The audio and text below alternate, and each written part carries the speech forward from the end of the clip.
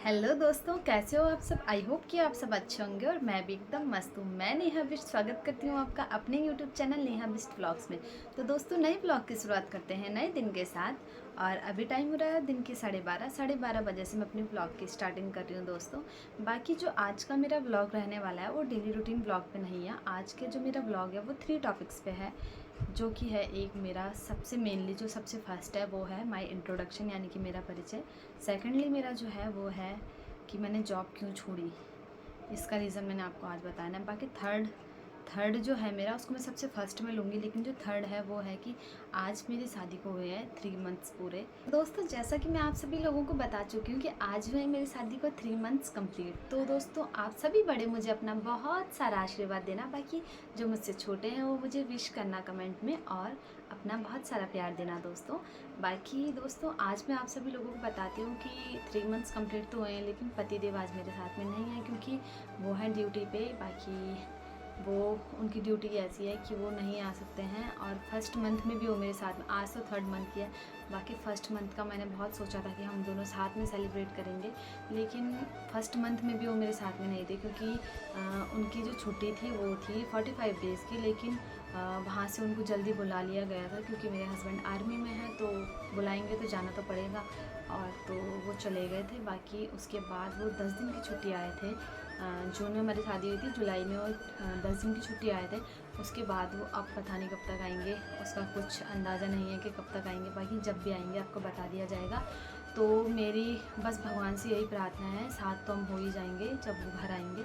मेरी भगवान जी से यही प्रार्थना, और आप लोग भी आशीर्वाद देना अपना कि हमारी जो जोड़ी है वो हमेशा ऐसे ही बनी रहे और हमारा प्यार ऐसे ही बने रहे। बाकी साथ में तो पूरी ज़िंदगी है, हम कभी ना कभी साथ में होंगे।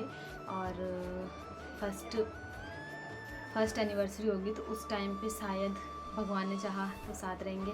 बाकी अगर ड्यूटी रही ऐसा ही रहा तो फिर वो ड्यूटी पे रहेंगे, कुछ बोल भी नहीं सकते, उन्होंने अपनी ड्यूटी भी करनी है और वो भी उनका फ़र्ज़ है। पहला फ़र्ज़ उनका ड्यूटी है और दूसरा हम है, क्योंकि जिस ड्यूटी में वो है तो उसमें देश पहले है दोस्तों, तो वो चीज़ हमें भी समझनी पड़ेगी। तो दोस्तों, बस आप लोग अपने विशेष देना, और क्या ही बोल सकती हूँ इस बारे में। और पतिदेव की आज आ रही है बहुत याद, क्योंकि आप याद आ रही है कि उस दिन शादी हुई थी, आज 3 मंथ हो गए पता भी नहीं चला। तो ऐसे ही होता है दोस्तों ज़िंदगी में ना, टाइम का पता ही नहीं चलता है, शायद ऐसे ही होता होगा। तो अब हम चलते हैं अपने आगे के टॉपिक्स में, जो मेनली फर्स्ट टॉपिक था। वैसे आज मेरे लिए सबसे ख़ास दिन था, तो मैंने सोचा आज ही अपना परिचय दूंगी, आज ही अपना इंट्रो करूँगी आपके सामने, क्योंकि इससे अच्छा दिन मेरे लिए कोई नहीं हो सकता था, क्योंकि आज मेरा मूड बहुत अच्छा था। बाकी आपको एक चीज़ और बताती हूँ कि मैंने आज ना, हस्बैंड ने नहीं, मैंने आज खुद को एक गिफ्ट दिया है अपने शादी के 3 मंथ्स कंप्लीट होने पे। तो आपको ना ये मैं बाद में बताऊंगी कि वो बहुत बड़ा सरप्राइज़ है दोस्तों। ये गिफ्ट ना, मतलब किसी को नहीं मिला होगा अपने 3rd मंथ एनिवर्सरी में, मुझे मिला है।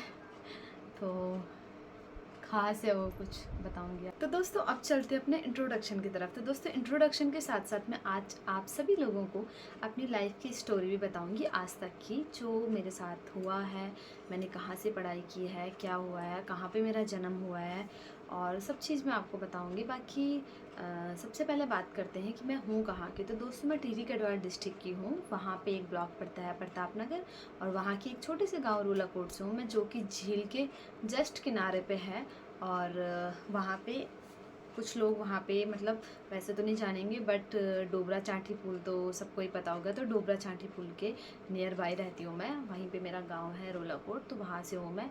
बाकी अब बात करते हैं कि जन्म। तो मेरा सबसे पहले मेरा जन्म हुआ था दिल्ली में। और ऐसा नहीं है कि हम दिल्ली में ही रहते हो, हम जिस टाइम पे मेरा जन्म हुआ था उस टाइम पे मम्मी पापा दिल्ली रहते थे, और मेरी बहन के जन्म के टाइम पे मेरी मम्मी लोग गांव में ही रहते थे। तो उसके बाद मेरे पापा वहाँ पे जॉब करते थे, तो वहाँ पे हमने मकान बना रखा था, तो वहाँ पे मम्मी भी चले गई थी वहाँ पे पापा के साथ में। तो वहीं रहते थे हम सब, मेरी बहन, मैं, पापा, मम्मी सब वहीं रहते थे। लेकिन हुआ ऐसा कि फिर उसके बाद मेरे दादी दादा उत्तरकाशी रहते थे। मेरे दादाजी ठेकेदार थे, तो वो वहाँ पे काम करते थे। तो उन्होंने सोचा कि अपनी, मेरी बड़ी वाली बहन को, मतलब हम दोनों का एज गैप 1.5-2 साल का है ना, तो दादी लोगों ने सोचा कि दिक्कत होगी 2-2 बच्चों के साथ, तो एक को हम लेके चले जाते हैं। तो दादा दादी लेके चले गए थे मेरी बहन को उत्तरकाशी। उसके बाद क्या हुआ कि मैं मम्मी पापा रहते थे दिल्ली में। लेकिन दोस्तों उस टाइम पे ना कंडीशन इतनी अच्छी नहीं थी कि मतलब चल नहीं पा रहा था, कुछ दिल्ली में जम नहीं पा रहा था, हम जमे नहीं मतलब वहाँ पे।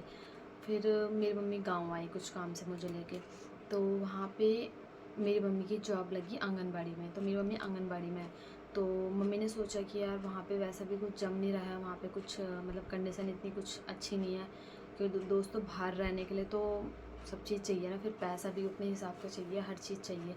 तो इतना अच्छा पापा के जॉब भी नहीं चल रही थी, तो फिर मम्मी ने सोचा कि मैं और नेहा घर ही शिफ्ट हो जाते, बाकी मेरी बहन तो पढ़ी रही थी वहाँ पे। फिर मेरे दादी दादा ने बोला कि ऐसा करते हैं कि नेहा को भी अपने साथ ले आते हैं हम, मतलब पढ़ाई अच्छी हो जाएगी। फिर मेरी मम्मी ने बोला कि हाँ, पढ़ने के मामले में तो कोई कॉम्प्रोमाइज़ नहीं होना चाहिए, नेहा को भी तुम अपने साथ ले जाओ। फिर मैं भी चले गई वहाँ, मेरी बहन और मैं सब दादी दादा वहाँ रहने लगे। मम्मी अकेले गांव में रहती थी, पापा जॉब करते थे दिल्ली में। उसके बाद क्या हुआ कि एक बार मम्मी पापा मेरे से मिलने आए, मतलब अच्छा खासा हम पढ़ रहे थे वहाँ पे, लेकिन एक बार मेरे मम्मी पापा मुझे मिलने आए वहाँ पे। तो मैं रोने लग गई कि नहीं, मेरे को यहाँ नहीं रहना, मुझे आपकी याद आती है। मेरी बहन तो थोड़ी ऐसी थी, रह लेती थी, पर मैं नहीं रह पाती थी, छोटी थी। तो फिर उस दिन मेरे पापा जी ने बोला कि नहीं, इसको अपने साथ लेके चलते, अब जैसे भी पढ़ेगी गाँव में रहेगी। तो फिर मैं अपनी मम्मी के साथ वहाँ शिफ्ट हो गई फिर से गाँव में। तो उसके बाद क्या बाद मेरी बहन भी आ गई, क्योंकि फिर होता है ना कि हम दोनों बहनें साथ में रहते थे। फिर उसको भी हो गया कि यार मैं भी चले जाती हूँ, दादी मैं भी जाऊँगी करके। तो वो भी फिर आ गई हमारे साथ वहाँ रहने के लिए। तो मम्मी, मैं और मेरी बहन फिर घर में रहने लग गए। बाकी मेरी मम्मी ने हमेशा कोशिश करी कि भले ही मेरी मम्मी लोग ना बाहर नहीं रह सकते थे उस टाइम पे, क्योंकि अब की कंडीशन में और तब की कंडीशन में बहुत फ़र्क था। तो मम्मी लोगों ने, पर मेरी मम्मी ने हमेशा कोशिश करी। पापा तो जॉब में थे, ड्यूटी पे थे, तो क्या ही बोलना है, लेकिन मम्मी ने हमेशा कोशिश करी कि ये ना अच्छे स्कूल में पढ़े। मेरी मम्मी ने कभी भी गांव में मेरे को गवर्नमेंट स्कूल में नहीं डाला कि मतलब वहाँ पे पढ़ाई अच्छी नहीं हो रही है, ये सो मतलब हमेशा सोचा कि अच्छे स्कूल में डालूँ ताकि ये अच्छे से पढ़ पाएँ।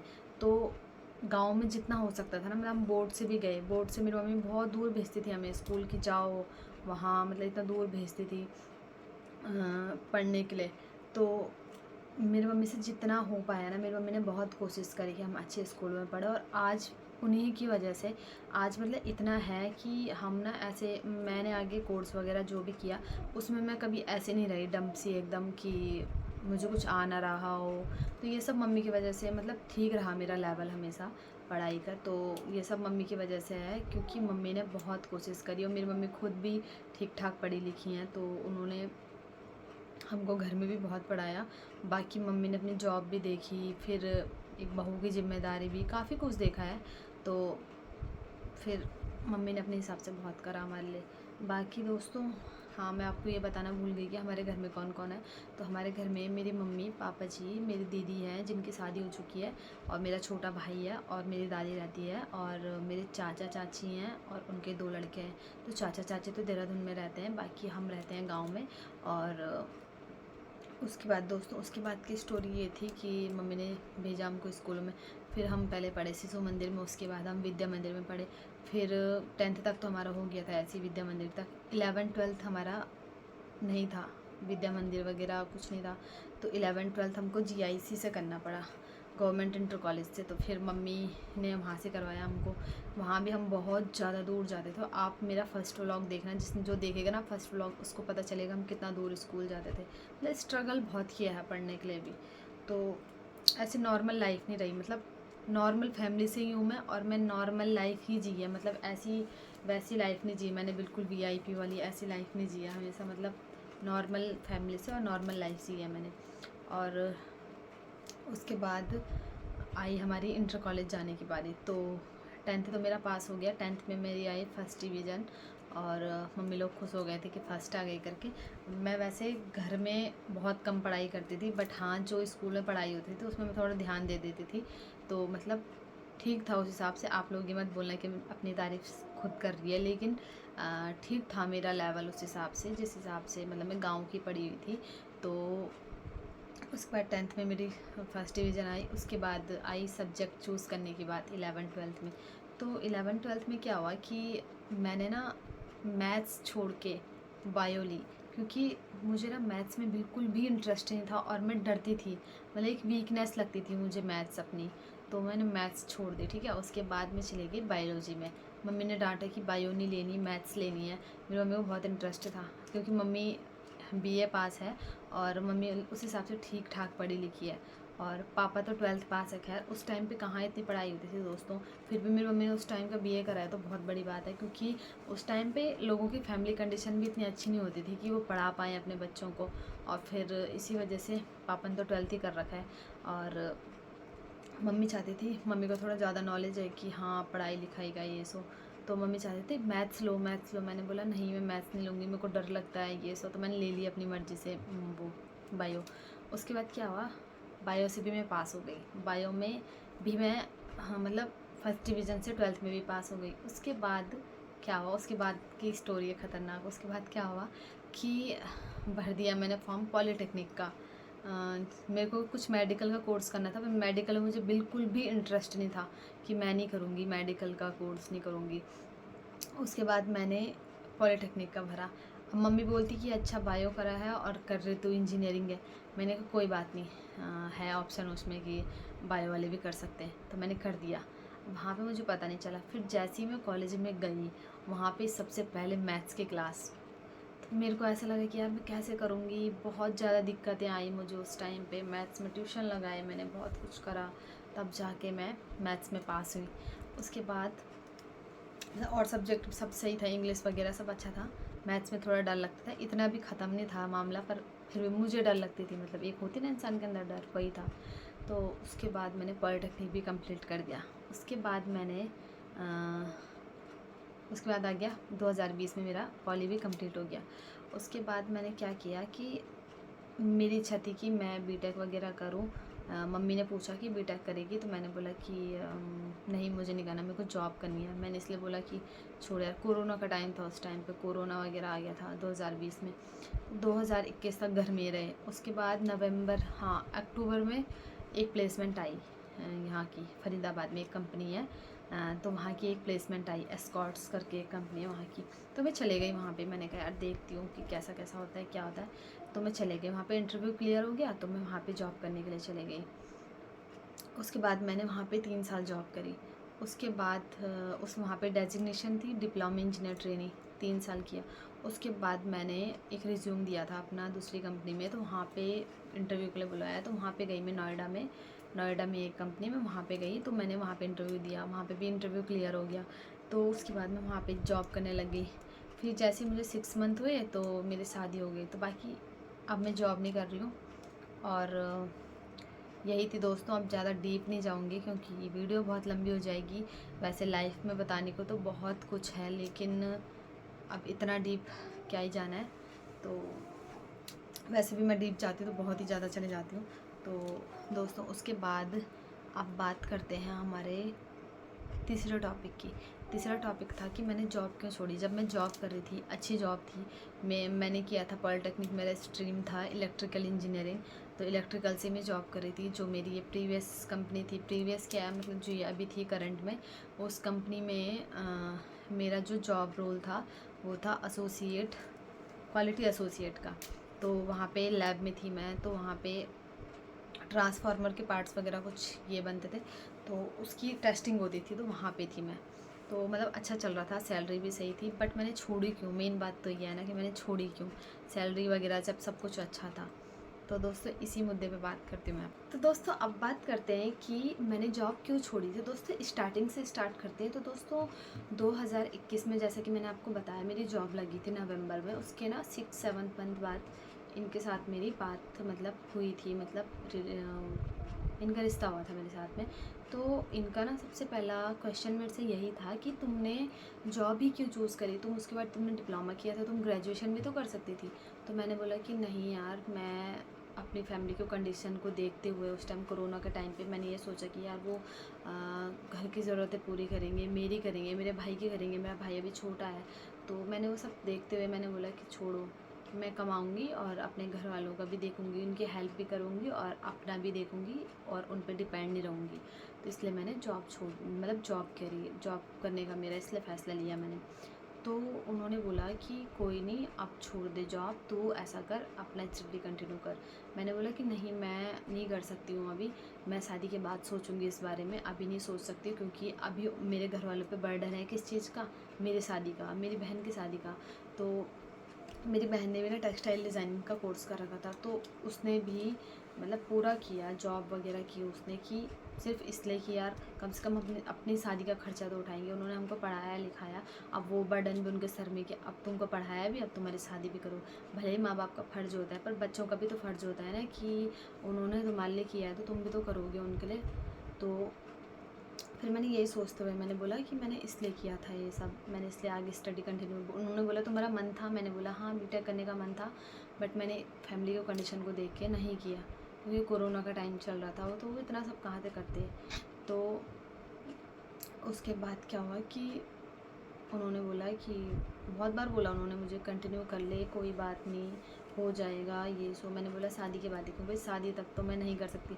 उसके बाद पहले मेरी बहन की शादी हुई, और फिर वो भी जिम्मेदारी थी एक, तो मेरी बहन और मैंने, मम्मी पापा ने, सब ने मिल के ना, ज़्यादा ना सही हमने, पर मेरी बहन की शॉपिंग वगैरह जो भी हुआ अपने खर्चे मतलब हमने पूरे कर लिए थे। तो क्योंकि आजकल लड़कियों का भी आपको पता है शादी में कितना खर्चा होता है, तो वो सब हमने मिल के कर लिया था, मेरी बहन और मैंने। और बाकी मम्मी पापा ने तो जो करना था वो करा ही था, तो इतना भी कम नहीं होता दोस्तों। तो जो माँ बाप हमारे लिए इतना सब कुछ कर रहे हो, तो हम उनके बारे में ना सोचते हैं, बस अपने बारे में सोचें, तो ऐसा भी नहीं होता। तो उसके बाद ना इनके मन में वही बात रही, तो इन्होंने ना, अब जैसे शादी नज़दीक आ रही थी, तो इन्होंने बोला कि एक काम करो, तुम शादी के बाद स्टडी कंटिन्यू करो। आज तक तो उन पर ये था कि मायके की तरफ से मैंने उनकी कंडीशन देखनी है, सो कि अब तो ठीक है, अब तो मैं सब कुछ कर लूँगा, तो वो कर ले, क्या बोलते हैं, तू अपनी पढ़ाई कंटिन्यू कर। तो मैंने बोला कि यार नहीं, मुझे जॉब भी करनी है। तो उन्होंने बोला यार देख, ऐसा भी है, और तू स्टडी कंटिन्यू कर, बाकी मुझे तेरी टेंशन भी रहती है बहुत ज़्यादा, क्योंकि मेरी जॉब भी ऐसी है कि मैं पूरा दिन वहाँ पे बिज़ी रहता हूँ। तो और यहाँ पे तुम्हारी भी टेंशन रहती है कि यार वो क्या कर रही होगी, मैं बहुत टेंशन में रहता हूँ ऐसे में। तुम स्टडी कंटिन्यू करो, तुम्हें कुछ कोर्स करना है तुम वो करो। मैंने बोला कि नहीं, मुझे कुछ कोर्स भी नहीं करना। तो उन्होंने बोला कि ठीक है, तुम ऐसा करो, कोचिंग करो। तो मैं मान गई उस टाइम पे कि ठीक है, मैं कोचिंग ही करती हूँ, कि वो मेरे बारे में इतना सोच रहे थे, तो मेरे को भी तो सोचना था ना कि हाँ सही बोल रहे हो। तो मैंने उनकी बात रखी। तो उसके बाद ना शादी हो गई। उसके बाद वो मेरे साथ गए कोचिंग सेंटर के, वहाँ पे वो करते हैं, तेरा एडमिशन कर देते हैं वहाँ पे, तो कोचिंग जाएगी आपसे। शादी की जस्ट कुछ टाइम बाद उस दिन क्या हुआ कि उस कोचिंग सेंटर में वो बंद हो रखा था उस टाइम पे, उस दिन छुट्टी थी या कुछ था। तो हमारा ना, हम वापस आ गए वहाँ से। तो इन्होंने जाना था ड्यूटी, इन्होंने बोला वहाँ से नंबर लेके आए कि तू कॉल करना। मैंने भी सोचा कि ठीक है। उसके बाद मैं चली गई मायके। मैंने कभी मायके जाऊँगी, उसके बाद कंटिन्यू करती हूँ अपना कोचिंग का जो भी है। मैंने वहाँ पे बात भी नहीं करी। उसके बाद मायके में मैंने बहुत सोचा, तो मैंने ये सोचा कि यार पढ़ाई भी हो सकती, पर पढ़ाई के साथ कुछ और भी तो हो सकता है। मैं सिर्फ पढ़ाई के भरोसे तो नहीं रह सकती ना, क्योंकि पढ़ाई तो एक ऐसी चीज़ है, स्टडी तो खैर पूरी लाइफ टाइम भी करते रहो तो भी कम है, नॉलेज बढ़ता रहता है अपना। लेकिन मैंने सोचा यार इसी के भरोसे तो नहीं रह सकती, क्योंकि मुझे ना, इंसान को एक बार कमाने की आदत हो जाती है तो वो ऐसे नहीं रह सकता। तो मेरा ना ये है कि मैं अपने पति के पैसों में नहीं पल सकती, वही साफ सीधी बात है। क्योंकि मुझे ऐसा है, भले ही मैं 500 कमाऊँ, 1000 कमाऊँ, कुछ भी करूँ, पर मैं खुद से करना चाहती हूँ। तो मैंने सोचा कि क्यों ना मैं ब्लॉगिंग स्टार्ट करूँ। तो मैंने अपने मायके से ब्लॉगिंग करना स्टार्ट करा। तो उसमें ना मुझे बहुत लोगों ने बोला कि यार तू सही कर रही है, तू कर सकती है, तू कर। तो बहुत लोगों ने मुझे मतलब मैं मोटिवेट हुई उन लोगों से, कि उन्होंने मुझे इंस्पायर करा कि नहीं तू कर सकती है ये सो। तो फिर मैंने सोचा, और वैसे भी ना मुझे अपने आप को प्रेजेंट करना बहुत पसंद है, मतलब कहीं पे जैसे मैं अपने कैमरा फेस कर रही हूँ, मैं आप लोगों के सामने अपने आप को प्रेजेंट कर रही हूँ। तो मुझे ना बस ऐसा फील्ड चाहिए था, मुझे ऐसा ही फील्ड चाहिए था जहाँ पे मैं अपने आप को प्रेजेंट कर पाऊँ। तो मुझे ना ब्लॉगिंग ये सबसे अच्छा लगा, तो इसलिए मैंने ब्लॉगिंग स्टार्ट की। मुझे नहीं पता दोस्तों कि मुझे इसमें सक्सेस मिलेगी या नहीं मिलेगी, कंफर्म नहीं होगा, कि ब्लॉगिंग ऐसा है ना कि अब किसी को पसंद आए ना आए उसका हम क्या बोल सकते हैं। लेकिन मुझे इस बारे में नहीं पता कि मुझे सक्सेस मिलेगी या नहीं, पर मुझे इतना पता है कि मेरे को पता क्या मिलेगा, मुझे मेरा आत्मविश्वास, मेरा कॉन्फिडेंस बढ़ेगा इससे। और बहुत बड़ी बात है, पैसों से बड़ी बात है इंसान के अंदर कॉन्फिडेंस बना रहे, क्योंकि कॉन्फिडेंस हर जगह में काम आता है और होना भी चाहिए। क्योंकि जब एक इंसान एक हाउस वाइफ बन जाती है ना लड़की, तो उसका जो ये कॉन्फिडेंस नाम की चीज़ है ना, वो धीरे धीरे ख़त्म होता जाता है, मर सा जाता है कॉन्फिडेंस उस लड़की का। तो इसके लिए ना हमको कुछ ऐसा फील्ड चूज़ करना, ज़रूरी नहीं कि ब्लॉगिंग या कुछ भी फील्ड हो सकता है। तो उसके लिए मैंने सोचा कि यार मैं क्यों ना ब्लॉगिंग स्टार्ट करूं, ज़्यादा ना सही अपना कॉन्फिडेंस बढ़ेगा। बाकी स्टडी भी मेरी चलती रहती है, मतलब अपने सेल्फ स्टडी कर रही हूँ मैं, अब कोचिंग नहीं जाती हूँ क्योंकि मैंने सोचा यार कोचिंग जाऊँगी तो ब्लॉगिंग कैसे करूँगी, तो मैंने सोचा दोनों काम एक साथ कर लूँ क्यों ना।